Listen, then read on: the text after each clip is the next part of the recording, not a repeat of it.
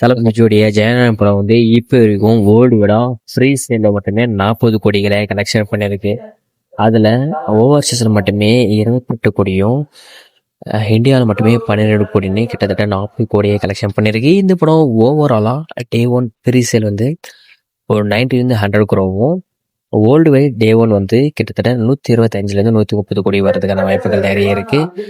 So நீங்கள் இந்த படம் வந்து ஃபைனல் ஃப்ரீ சேல் மட்டும் இல்லாமல் டே ஒன் வந்து எந்த அளவுக்கு பாக்ஸ் ஆஃபீஸில் சம்பவம் பண்ணுமா, இல்லை இது வரைக்கும் தமிழ் சினிமாவை அதிகமாக கலெக்ட் பண்ண கூலி படம் 151 கோடியை பீட் பண்ணி 152 கோடியை லாஸ்ட் படமாக அவருக்கு செட் பண்ணி ரெக்கார்ட் பிரேக்கராக மாறுவாரா இல்லையான்றத பொறுத்து தான் பார்க்கணும். ஸோ ஆல்ரெடி இது பகத் கேசரி படம் ரீமேக் கட்டதெல்லாம் புக்கிங் டல்லாக இருக்குன்னு நினச்சாங்க.